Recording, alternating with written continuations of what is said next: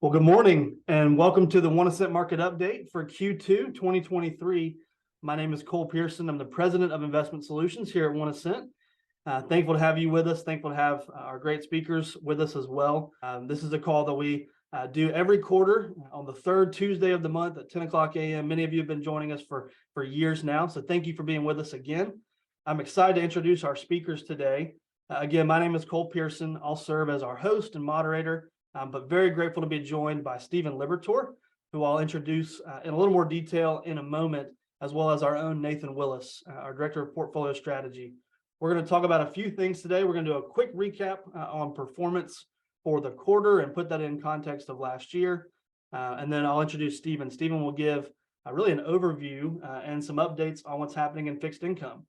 Roughly this time last year, OneAscent launched a strategy called the OneAscent Core Plus Bond strategy, and we are delighted to have Stephen and his team at Nuveen Asset Management manage that portfolio with us as our sub-advisor.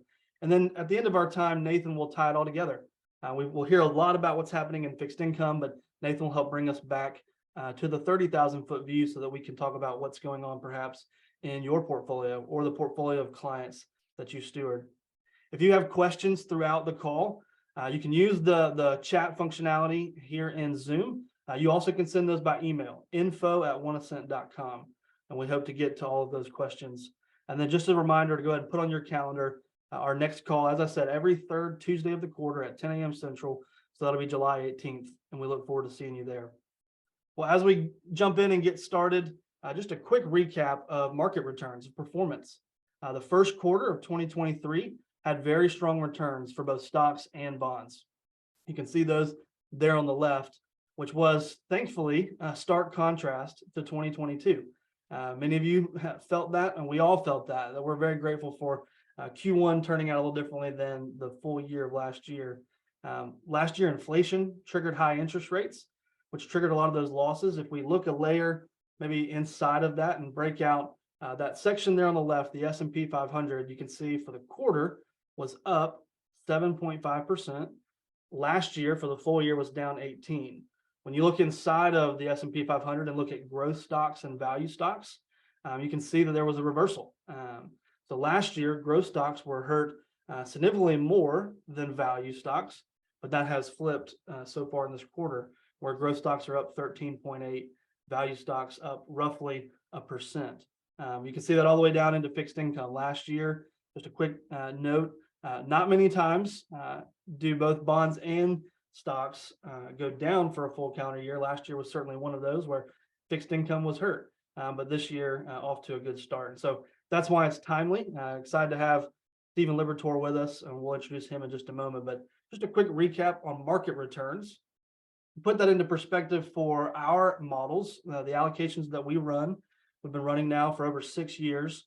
You can see here our standard performance year to date through March 31st, as well as the trailing 1, 3, and 5 year time periods. So we've color coded this. Just I'll point out maybe that first column just to orient you, and would love to share this information later as well if you'd like to dig in. But you can see each allocation versus its blended benchmark and then the relative performance against that benchmark. So year to date, we're performing in line with our benchmarks. You can see a few 0.0s, a few slight underperformance net of fees, and a few slight outperformance. So a solid start to the year for our values-based portfolios. You can also see the longer term timeframes where for the 1, 3, and 5 year periods, all mostly green there, where for the 5 year period, we've been able to prove out our thesis that you can align your values with your investments and do it in a way that that delivers solid risk-adjusted returns. So we're very grateful for that. Again, we have more performance information on our website. Your advisor would love to share that with you as well. Just wanted to touch on that quickly. One last thing I wanted to share before introducing Stephen is just to remind you of our approach to what we call values-based investing. This approach starts with this idea, this belief, if I can get the slide to advance, that companies interact with people and places. And so as investors, it's very important to us that we assess how they're interacting with people every single person and places every square inch. Businesses touch these groups. For us, we also believe that God created every single person, every square inch. And so it does matter how they're being treated. The framework we use to make that assessment is 3 E's. So 3 simple E's that you can remember. Number 1, we want to eliminate companies whose products or practices cause harm. We want to take those types of companies off of our investable universe and direct our energy and efforts and capital elsewhere. We have to be good at the investing part. We are investors. And so you'll hear more about that from our other speakers in a moment. But we evaluate companies or issuers to identify those that meet our investment objectives. That has to be there as well. But finally, for us, a real full approach to values-based investing is finally elevating those companies who are making the world a better place. Simply avoiding the things that we do not want to participate in is just that. It's just avoiding. But we are, as investors, directing capital, and we want to make sure it's to those companies that are making an impact on the people and places around them. So just to put this framework on the right into this picture, this approach, here's what it might look like. There might be a company that we can assess and evaluate across these different people groups, the customers, the employers, and the suppliers, as well as the local environment, the natural environment, and society broadly. And we can assess, is this company creating blessing for those groups of people or causing harm? And one of the things that we do is we eliminate those that are causing harm. And on the flip side, we would look at strictly the positive of where are those companies flourishing, creating blessing for the people and places around them. So when we talk about values-based investing, if you see that in our literature, if you hear about that from our advisor, that's ultimately what we're talking about. We have lots of other information and resources to take that a layer or 2 deeper, and we'd love to do that with you, but thought I would just hit on that for now and turn it over to Stephen Liberatore. So Stephen, as I mentioned, is a lead portfolio manager at Nuveen Asset Management, leads a big chunk of their impact responsible investing team there at Nuveen, and has partnered with OneAscent for the OneAscent Core Plus Bond strategy. So Stephen, we're grateful to have you with us, and I'll turn it over to you. Thank you, Cole. Thanks for having me. And if we'll hopefully start on a quick slide here that'll bring into bearing exactly what you were mentioning earlier, Cole, about performance from last year. In what you'll see on this chart is basically the fact that 2022, no matter how you looked at it, was the worst year for performance in the bond market in history. Using the Barclays aggregate as your standard benchmark for the space, that was started in 1976. So since 1976, 2022 was absolutely the worst. And really going even further back from there has been no year where you saw bond market returns be as negative as they were last year. And it was an across the board result, regardless of how you looked within the various sectors of fixed income. And usually is what you have seen since 1976 until now, there had only been 5 down years in the bond market, negative return years. And usually you see a correlation, a negative correlation between performance in the equity market and performance in the bond market. So usually you're hoping for the fact that your bond market return is going to be one that's going to buffet your portfolio in times of volatility, and especially in the equity market. Unfortunately, last year, that did not happen. So we kind of were able to start this year in a little bit better of a position. Cycle highs in all-in yield and increasing amounts of concern around the state of the market. So that positioned what we've been able to see so far this year, where you've had very strong positive returns, primarily coming from January and February. March were a little bit more mixed, but we're in very positive territory this year, and hopefully we're going to maintain that, as it sounds like we're finally about to end, probably after May, this hiking cycle from the Fed. The challenges that this has presented for the market, and I think it's going to continue to be volatile this year, especially from a spread perspective, is that you have a Fed that historically has a dual mandate of price stabilization and full employment, that is primarily pivoted to focus only on price stability. So what they have done has been very aggressively using the tools at their disposal, primarily hiking rates as well as running off their balance sheet, so quantitative tightening occurring, in order to slow the economy down and bring inflation under control and back towards their medium term target of 2% on core PCE. What we have seen, though, is that the challenge for the Fed is that this is the first time in history that the Fed has started to hike into what was already a slowing economy. And we're now really starting to see the results of the impact of that. Keep in mind that there is a pretty well understood lag of, call it 12 to 18 months of impact from a Fed move on Fed funds rate to impacting the underlying economy. So I'm going to be a little bit broad in using this, but basically the first hike from last year is just now starting to be felt in the underlying economy. And you're starting to see a significant slowing of underlying economic data. And that even includes now the jobs component in the labor market, which has really been a standout so far this cycle, that even though we have had a hiking Fed and a Fed that is quantitatively tightening and not really experiencing much in the fiscal stimulus after what we saw from COVID-related funding, we're in a place where you're starting to see a slowdown primarily driven by the consumer. You have various metrics, some of the ones that we like to look at, retail sales, for example, slowed to 2.9% growth year over year in March. That is extremely slow. That is down from 7.7% in January. So more than a 50% reduction. And you're also seeing it in a shift in the way the consumer is dealing with their own balance sheet.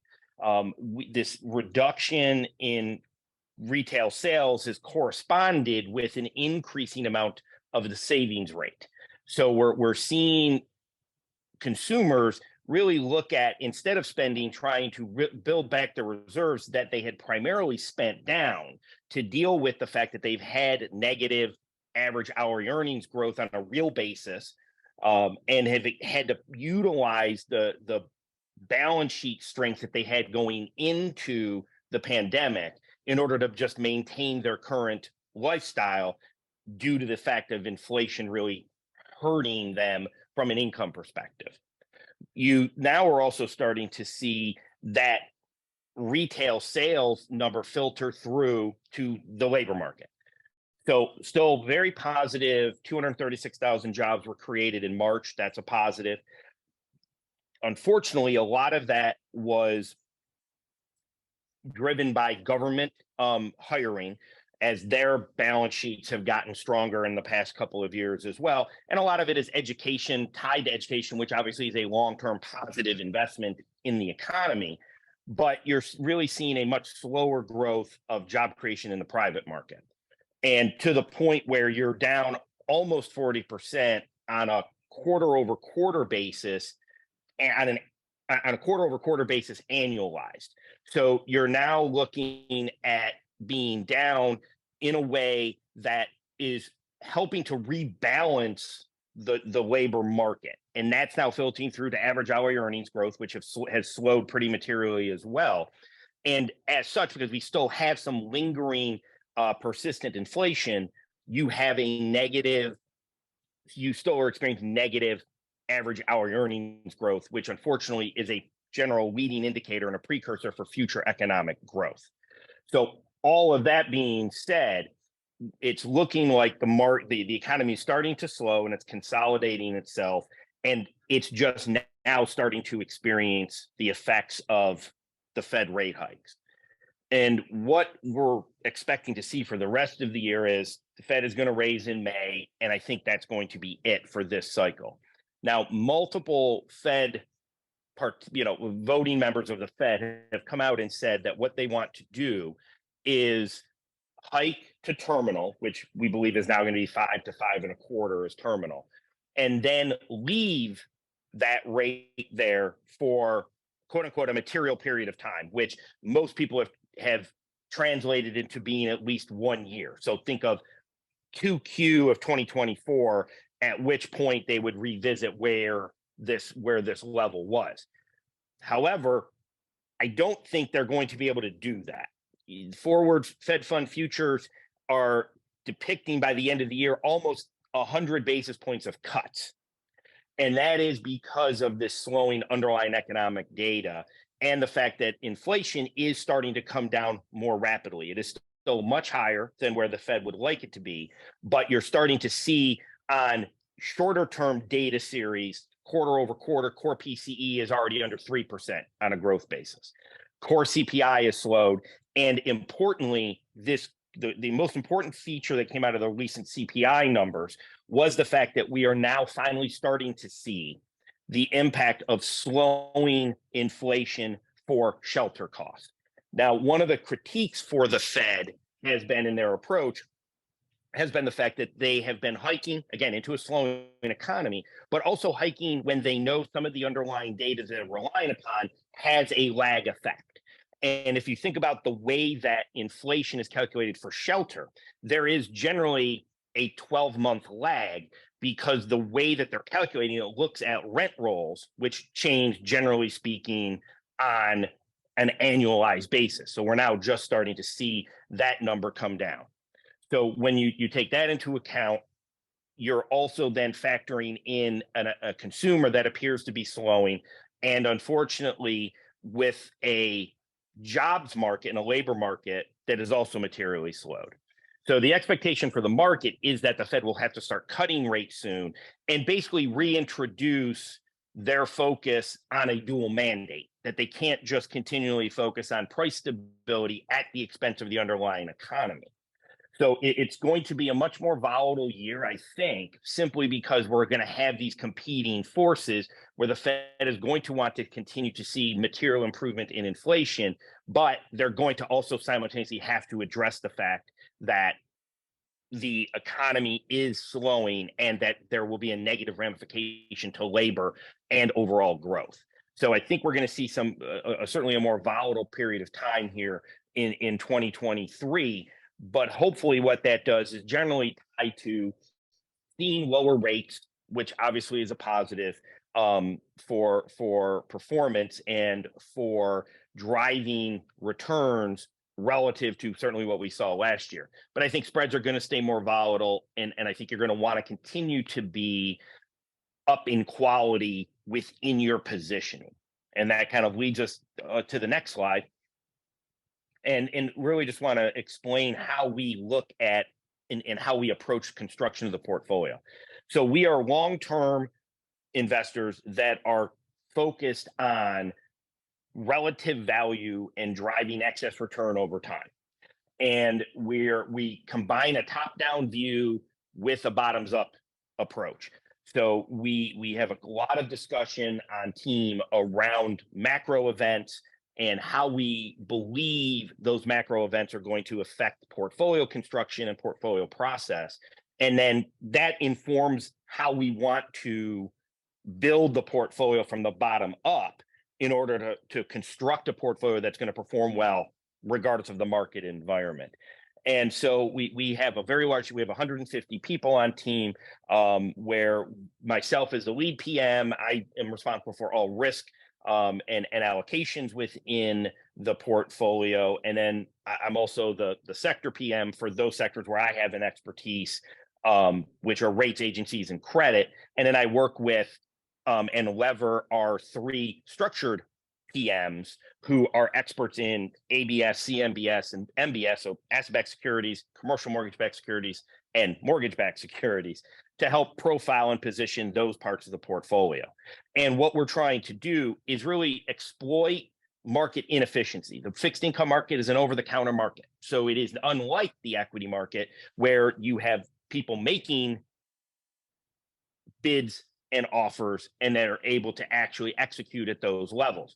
Everybody is treated differently and valuations will differ within the fixed income market. So we try to take advantage of our expertise and experience and our large team to identify securities that are undervalued, and simultaneously make it a longer term outlook. So we're really trying to construct a portfolio that is going to outperform over time, utilizing all of the levers that you have within fixed income, which is primarily duration, asset allocation, security selection, and some from intraday trading, which is important when you're operating within an inefficient market, when we have the opportunity to take advantage of inefficiencies that we're able to identify within the various sectors we're looking at. If you can flip to slide 12, this really breaks out exactly the approach we take, which is we're starting with our macro view. We kind of look at the risk and return potential for all of the market and then break it down into the individual sectors. We look for themes that we feel are going to drive that macro environment that will inform how we want to position the individual sector and asset classes and how they should perform based on the environment we think is coming. And then we look at individual securities, both from a fundamental perspective and relative valuation perspective.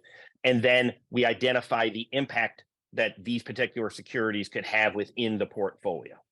So it's the process is very much tied together and it's all intralinked, but it really follows this general approach that allows us to really look at each individual security and determine how does it fit within the market environment we think that we're operating within. If we can flip to slide 13, we're going to break out here a better explanation and more holistically how we approach and evaluate impact. So for us, an impact security is something that has a direct and measurable social and or environmental outcome associated with it. And the key there is we want to understand how the capital we're deploying is going to be utilized, what it's going to fund, and then receive back relevant impact metrics to identify how that capital was deployed.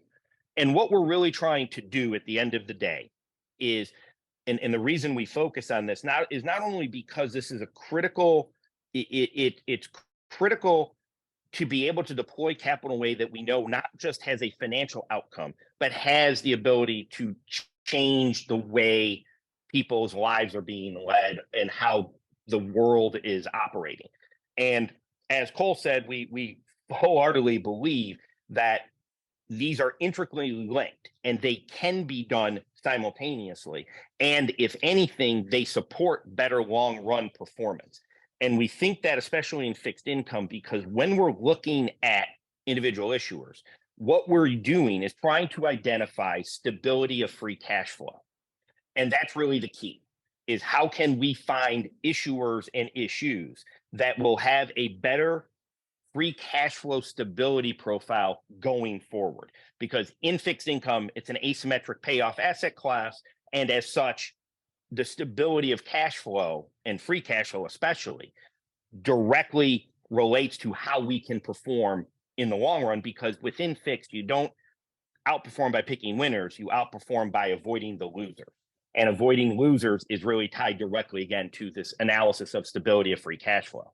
And the four thematic areas we look at, you'll see here, affordable housing, community and economic development, our two societal themes, and our two environmental themes are renewable energy and climate change and natural resources. And again, all of the work we're doing in all of this really ties back again to sustainability, which is directly impacting on free cash flow.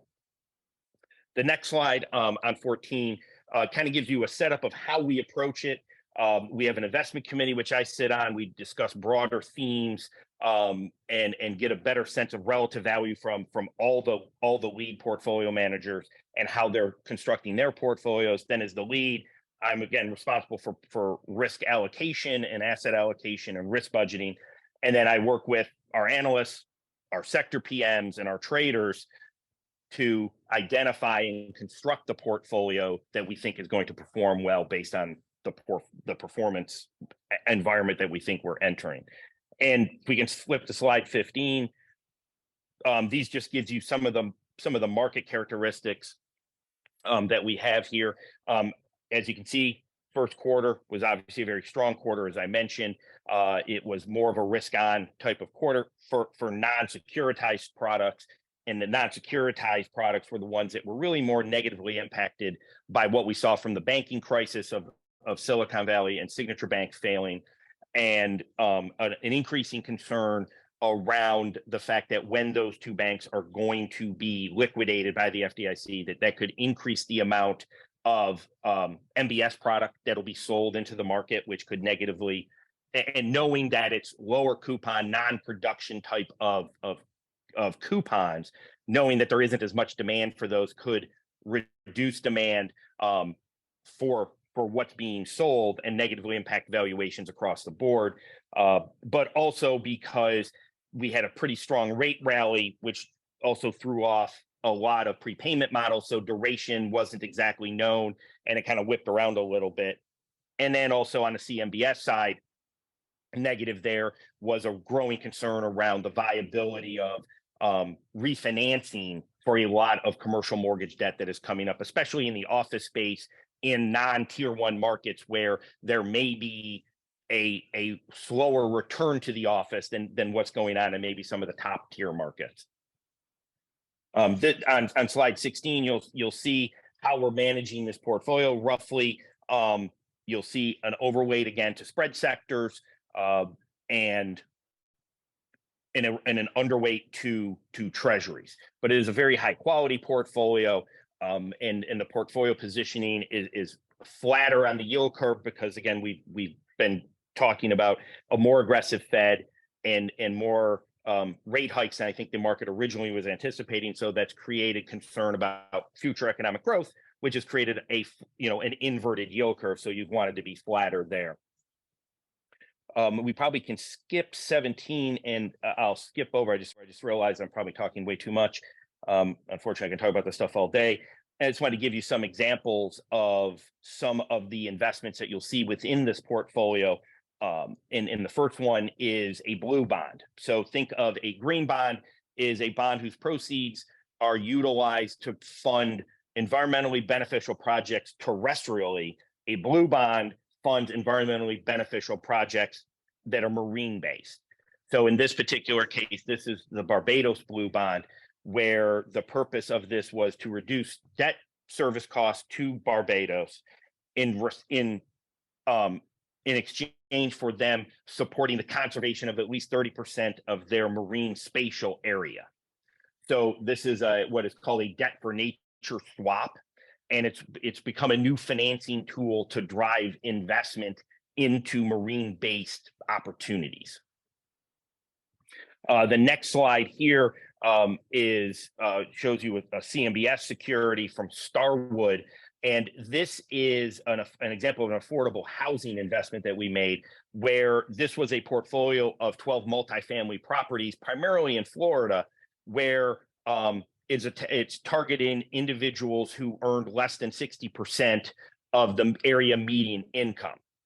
So that would be very low income individuals, and this is a growing space within the commercial mortgage-backed market where you're able to identify and invest in projects that are specifically tied to affordable housing, which is changing the overall opportunity set in affordable housing. So it's no longer reliant upon, say, a Ginnie Mae or a Fannie or a Freddie, but now you're able to see other types of projects come in as well.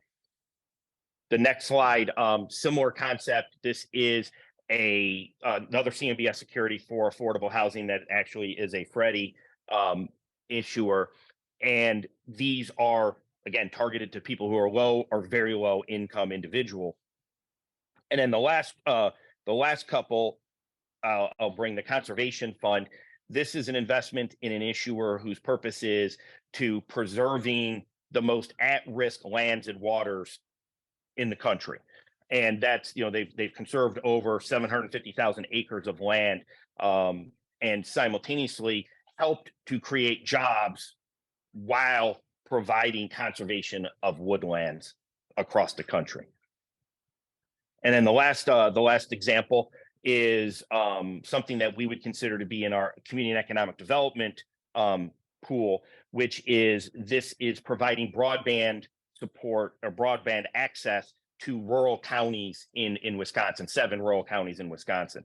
And obviously broadband access in rural parts of the country has been somewhat lacking for sure. And so this is an opportunity to provide superior broadband access, which will have tremendous benefits for the residents in these areas. And again, thank you so much for having me. Happy to answer any questions, and sorry I talked too much. Steven, thank you for being with us. I know we're right on schedule, right on time. Quick side comment related to the Elevate stories, and then I do have a question or two for you. I was reading, I think this past weekend in the Wall Street Journal, there was an article.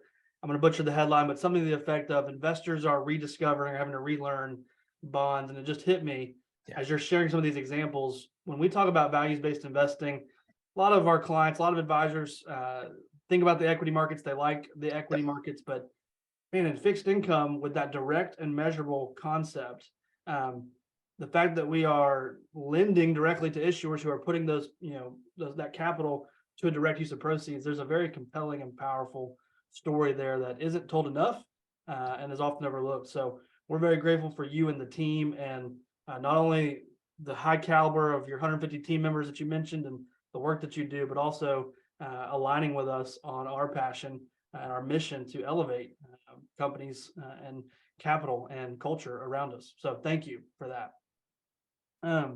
Maybe the first question that came in, obviously a lot has gone on with Silicon Valley Bank and the banking sector, Signature, other things. We've had a few weeks to see how some of that washes out. Would you mind maybe just giving us kind of your take on that, and what are we not hearing now that that's not as big a part of the news cycle as it was right when things were happening? Yeah, it was very interesting because, Silicon Valley is going to go down as a great case study for basically a mismanagement of how you could mismanage a bank. They primarily were the issue was, and in some ways they almost created their own downfall, because they recognized what the problem was that they had and then tried to address it by raising capital. But all it did was make people then focus on, well, why are you needing to raise capital? And it kind of brought down this spiral of very poor risk management, where most banks, what we have seen in the past few years, especially from fiscal expenditure and fiscal stimulus related to the pandemic, was that most individuals and companies had an excess amount of cash. So what they were doing was they were depositing it in the bank, and the banks simultaneously didn't have enough business basically to lend it all out. So what they did instead was purchase securities. So they're going to purchase risk-free assets, which again are going to be Fannie and Freddie backed mortgages. Well, what most banks were doing was recognizing that it was a very low interest rate environment. So they were going further out the curve to try to maximize the NIM, the net interest margin they were receiving on those securities.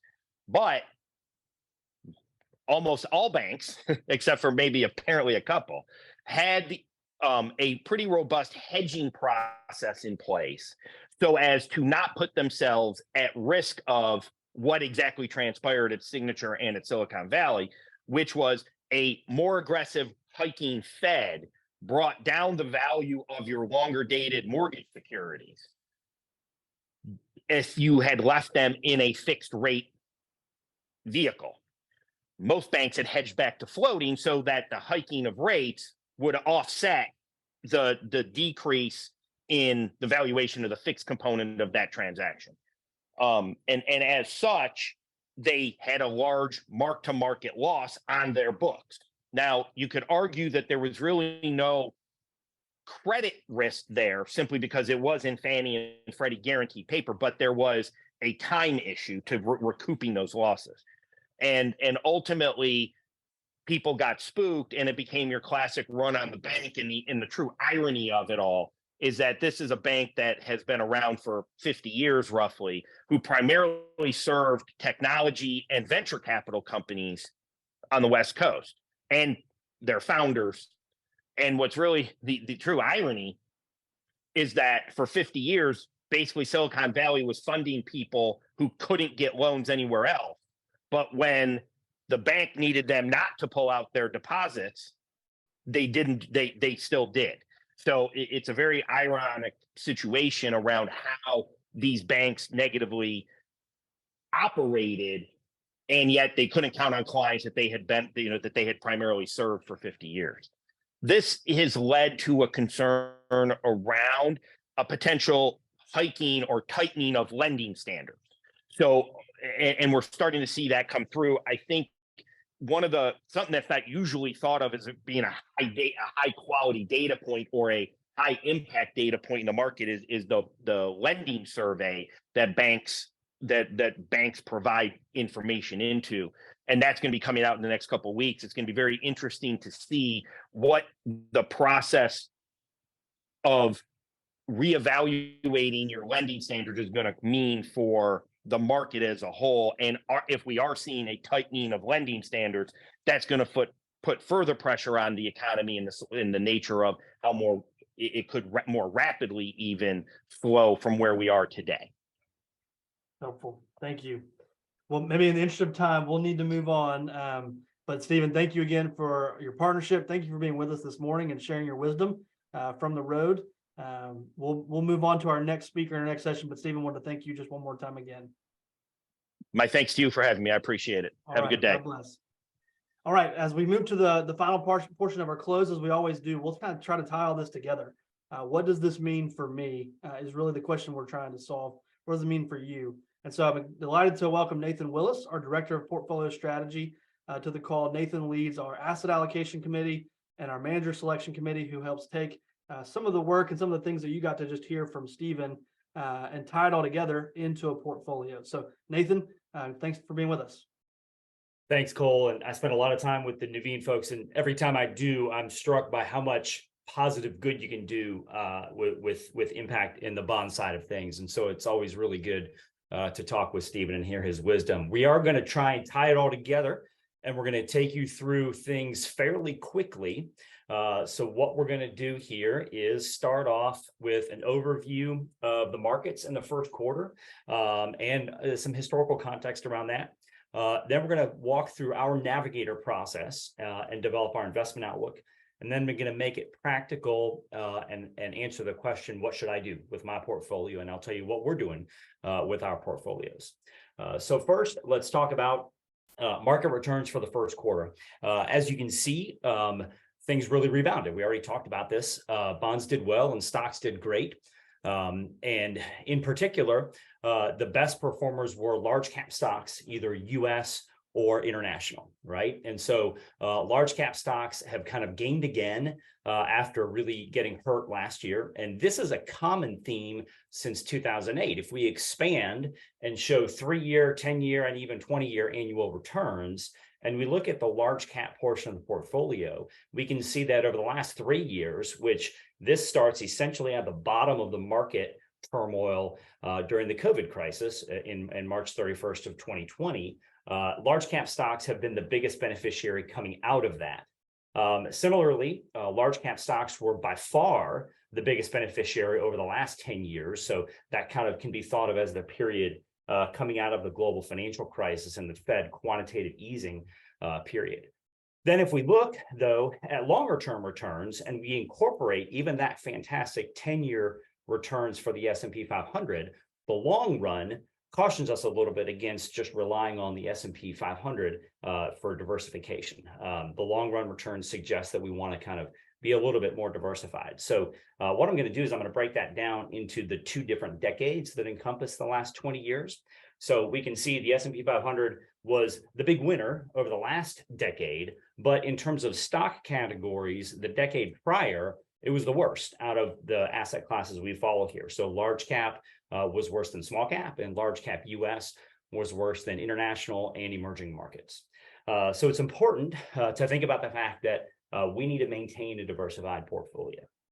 So Stephen shared a whole bunch of great information, and it's hard to put it all together, right, to build a diversified portfolio. So how do we think about it? That, in a sense, is the elephant in the room. What I really have this elephant for, though, is to illustrate the need for perspective. So you've all probably heard as a kid this story about the blind men that are asked to tell us what this elephant is, right? So the first blind man takes a ladder, sets it up there, and sees the side of it and says, "Oh, this must be a wall."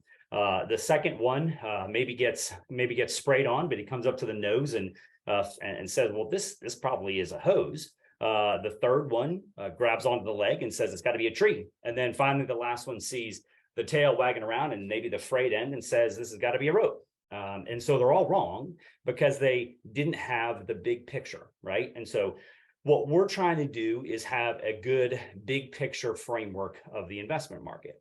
And that is our navigator process, right? And so we have 4 pieces to the puzzle here, and we go through them every quarter like we're going to do this quarter. The first thing is the economy. Then we talk about market technicals, consumer and investor sentiment, and then finally valuation.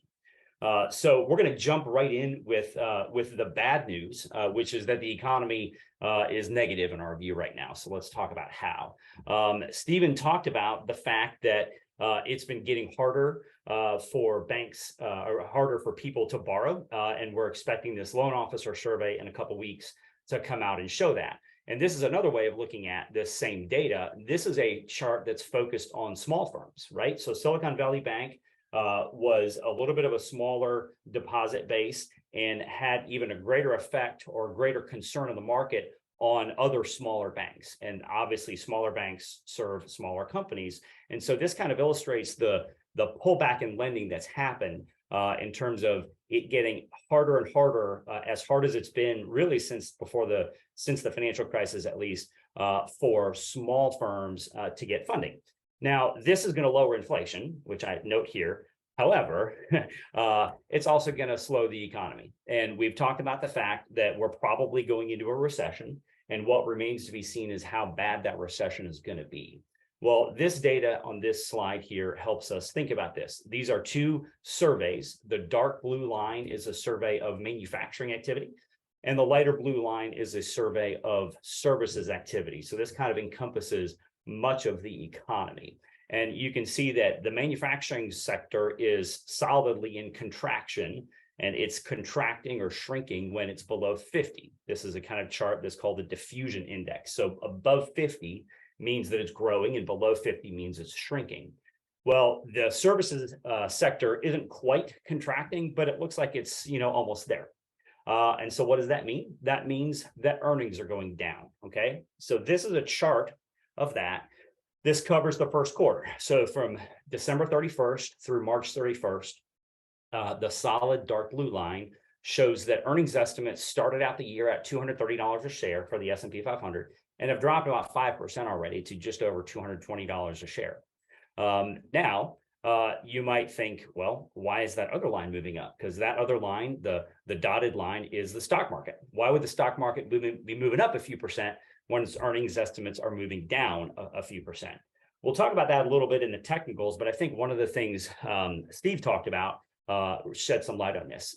He said that the market is anticipating that the Fed would lower rates by 100 basis points between now and the rest of the year, or rather after the Fed raises rates another 25, then towards the end of the year, they'd begin to lower them. So the market is a discounting mechanism and is kind of maybe looking forward past this potential recession. And so one of the key things is to look at technicals and sentiment and other markers to see what really is going to happen in the market and what can those tell us about probabilities. So manufacturing, services aren't great. The banking crisis is going to cut earnings estimates. But what do technicals tell us? So technicals, again, are neutral for us. This is a chart about bond market volatility. Steve talked about that. And the green line here is something called the MOVE index, which is a measurement of bond market volatility. And this chart goes back to 1998. And the green line across it is at 88, I think. And that's about the average over the last 25 years or so. The gray line is the VIX. What we all know is the stock market volatility measure. And again, the gray line that's horizontal is the average, and it's about 19. So stock volatility is pretty low right now, below the historical average, but bond market volatility is really high. And that to us says maybe there's some kind of chinks in the armor, some things going on under the surface. And so we actually expect continued stock volatility as well as continued bond volatility. So in the short term, volatility is something that we might want to expect. The next thing we're going to look at is a little bit more complicated. So hopefully I can walk us through and make it clear. This is two charts that we look at together to kind of form a full picture. Okay, the top chart, the dark line is the S&P 500, and then the lighter blue line is just the 200-day moving average of the S&P 500. Okay, and you can see here that it has moved just above its 200-day moving average recently. And there's another thing I'm going to plot on here, which is this is the market trend of 2022. One of the things we have talked about recently is the market has broken that trend, and that's really positive. And then at the same time, the stock market is broken above its 200-day moving average. So both of those things have become now mildly supportive for the stock market. So that's actually probably a good sign for going forward.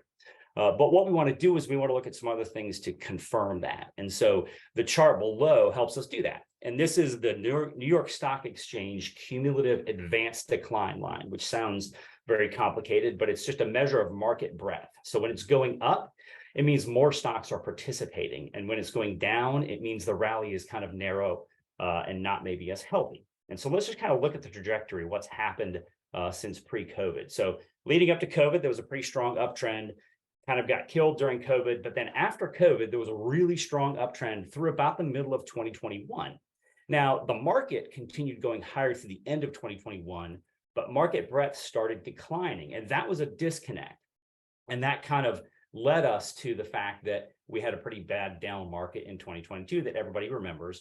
And the market breadth confirmed that. Well, what's happened since about the fourth quarter is market breadth began to stabilize, and now it's even turned positive. And so that breadth improvement we see as something that could confirm that maybe we're finding a bottom. We always like to say that pullbacks are healthy, and we want to find markers that help us to say maybe the bottom's in and maybe we're moving forward. It's not definitive, but at least in the kind of medium term, this gives us a little bit of optimism. So nothing incredibly definitive to pound the table about.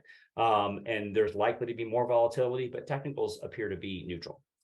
Sentiment as well is neutral in our minds. One of the things we look at every quarter is investor sentiment, and we view this as a contrarian indicator. Now, since 2022, it's really been very bearish. In other words, there's been a very low level of bullishness. You can see towards the end of 2021, all the way until now, the green line, which is investors who are bullish, right now that's 26%. It's a very low percentage that's bullish. But that green line has stayed pretty low below its long-term average almost the whole time for the last year and a half. And that's positive. It's gotten a little bit less positive as sentiment has kind of improved a little bit. But at this point, it's still negative, but maybe not quite as negative. And as a contrarian indicator, doesn't make us quite as optimistic about the market going forward as it has over the last few months. We also want to look at consumer sentiment. This chart here from JP Morgan, this is a chart of the University of Michigan Consumer Sentiment Index, and it's been going on since the 70s. And what JP Morgan does here is really insightful. They put a marker at the peaks and the troughs, okay? And that's what all those blue dots are. And it tells you when, and then it tells you the return of the S&P 500 for the next 12 months, okay? So you can see right now in March of 2023, it's not a blue dot, it's a green dot because we are off the lows, we're at 62. This sentiment indicator bottomed in June of 2022 at about 50. And since then, the market's been up about 15%. So this was a really strong positive indicator for us last summer, and we talked about that. And so sentiment is improving, which is overall good for the economy, but it's not as strong of a signal as we might think if we were at more of an extreme level. So in our read, sentiment, again, is a neutral. Lastly, let's talk about valuation, because valuation can be a really good anchor in our whole process. And valuation is the factor here that is the biggest driver of long-term returns. So it's really important to have a good view about valuation. So this first chart is the exact same chart that I showed last quarter. Okay. And all this is here just to show us is that during 2022, bonds got a lot more attractive. And what I mean by that is the yield on the Bloomberg Aggregate Bond Index went up. And at the end of the year was at 4.7% after having been, 2 to 3% really since the global financial crisis. So it hadn't been very attractive from an income basis to own bonds, and it is now.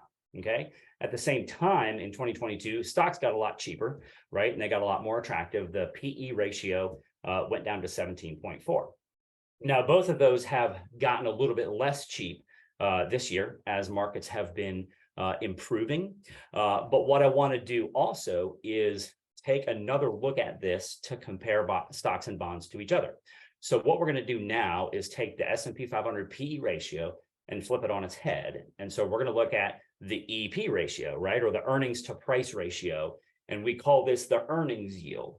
And the reason we call this the earnings yield is because this is the amount of earnings they have, some of which are paid out in dividends, right? Dividends are a little less than 2% for the S&P 500. And then overall, the S&P 500 keeps the other 3% and they reinvest it.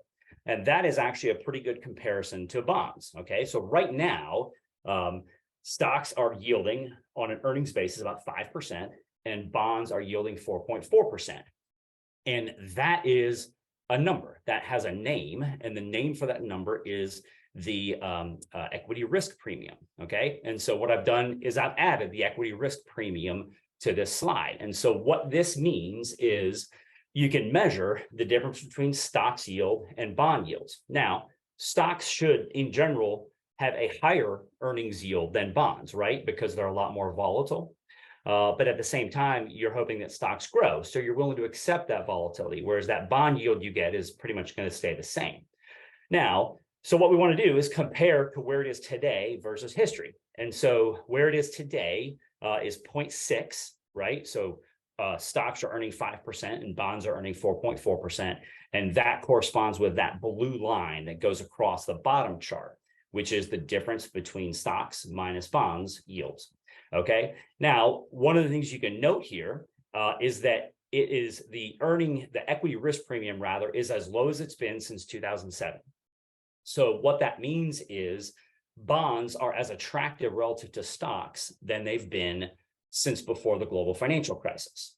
So one of the things that people talked about a lot leading up to COVID and through COVID is this acronym called TINA, right? Which is there is no alternative to stocks. Well, now you actually have an alternative. It's a really good alternative. Bonds are very, very attractive when you measure them versus S&P 500 earnings. So that makes stocks a little bit less attractive. And so that kind of reduces their valuation attractiveness. One of the other things we do is we compare different sectors of the stock market. So let's think about large cap US stocks, which is the gold line here that represents the S&P 500.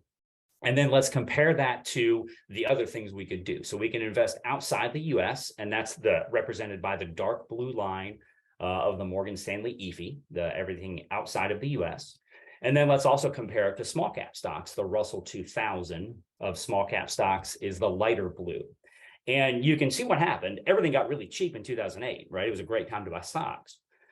But during quantitative easing, as the Fed really helped out, you saw the steady increase in stock valuations for the S&P 500 to the point that it got more expensive on a price to sales ratio than it had been leading up to the tech bubble.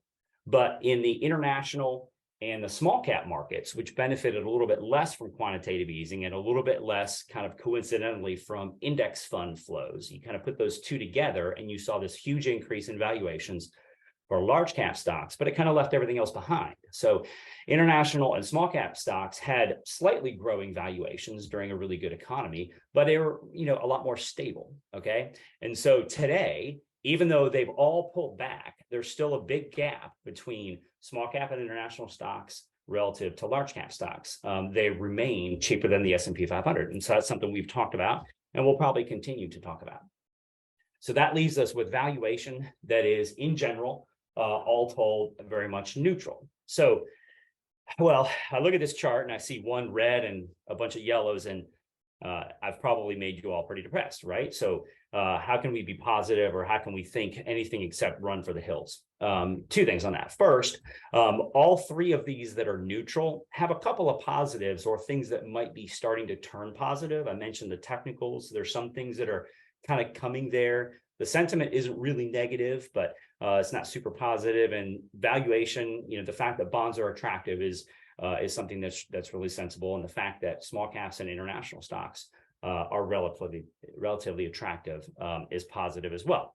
But more, what do I want to do in my portfolio? So this next slide, we're going to answer that. And we're going to say, what should I do? So I'm going to talk about an issue, and then I'm going to talk about the opportunity or what we think you ought to do about it. So obviously the first thing coming out of a banking crisis is to answer the question, is the system stable? And I didn't specify what system. So this could apply to both the banking system. And the answer is yes, the banking system is stable. Silicon Valley Bank was pretty isolated. Steve talked about that. And the system is steady. It's far stronger than it was before the global financial crisis. Secondary, the financial markets, are they stable? And I think the answer is yes. Everything's not perfect. There are challenges, but there are opportunities to make money. And the government has proven repeatedly during the global financial crisis, during Brexit, during debt limit discussions, which we'll probably have again this summer, during COVID, and during this banking crisis with Silicon Valley Bank, the Fed and the government is going to step in and support things when they need to. And that will ensure the stability of the financial system. We still have those solid financial system available in the globe. Second thing, doesn't surprise you that we need to think about market volatility. I've talked a lot about that. So the key thing here is to not be surprised by it, right? If you're not surprised by it, you're less likely to make a bad decision, right? Recovery from the banking crisis won't happen overnight. There's going to be bumps in the road. Some things are going to go well one month and go bad the next month. One piece of data is going to come out and the market won't like it and things will sell off. This is going to happen. Don't be surprised by it. But what should I do? Consider alternatives. By alternatives, we mean all sorts of things. That could be private equity if it's right for you. But what I'm also talking about here is hedging strategies or trading strategies that have lower correlation to the traditional markets, or that have, and that may also have lower volatility, right? And adding these strategies to a traditional portfolio may lower the overall portfolio volatility. And that can also offer you protection from making a bad decision, a decision of selling when the market's down. And so given that, we also need to talk about cash. Well, should I have cash? So my answer is no. You should not have any more cash than you need for something. My advice is to remain invested. Fight the urge to act just because of uncertainty. Rather, take advantage of pullbacks to get invested in the allocation that's right for your goals. And you and your advisor need to work that out. But going to cash is rarely going to really pay off for you because you got to make the sell decision and then the repurchase decision. And it's very hard to make both decisions right. Today, we have to talk about taxes because we had to get them filed today. This volatility offers you some opportunities to realize tax alpha. So you don't need to wait until the end of the year to do tax loss selling. You can harvest gains in the form of tax alpha all throughout the year. So talk to your advisor about that. And that's a way that you can improve your returns in a volatile kind of environment. Finally, we've talked about it, both Steve and I, but bond yields are really attractive again. You don't need to take excessive risk in the bond markets to earn attractive returns. We have some high yield bonds, but mostly our bond portfolio is fairly high quality. And so this is a really good transition into how the OneAscent portfolios are structured. This shows all of our allocations, and I will focus on our moderate allocation. Our allocation is targeted to 60-40. I won't go through all the details, just given time, but you can see the first line there, the US large cap allocation is a little bit lower than normal, which is sensible given what I talked about. Our small and mid cap allocation and our international allocation are both higher. And we feel that's where some really good opportunity is. So I'm going to wrap it up there. Cole, if we have time for questions, I will be happy to take them, but I will turn it back to you, Cole, to let you wrap up the call. Thank you, Nate. Man, lots of great information. Thank you for covering all of that and putting in a framework that we can make some heads or tails of it. Love the elephant analogy. Well, I think we do try to keep these calls to an hour, so we're at the top of the hour. So we may wrap here. And if we can go to the next slide, just a few maybe parting thoughts. A replay of this call will be made available. You'll have a copy of that emailed to you as well as available on our website. We have lots of information that we would love to share with you. Our allocation dashboard, fact sheets, commentaries on different products in the markets. Lots of information that our team puts out on a weekly, monthly, and quarterly basis. With our goal is to keep you informed and keep you equipped. We want to help you align your values, your investments, and do it in a way that helps you meet your financial goals. So lots of ways to connect us, investments.oneascent.com, email, by phone, or you can always speak with your advisor. I want to thank you all again for making a part of your day, carving out a part of your day to be with us. We greatly appreciate it and look forward to seeing you on July 18th. Thanks and have a blessed day. Bye-bye.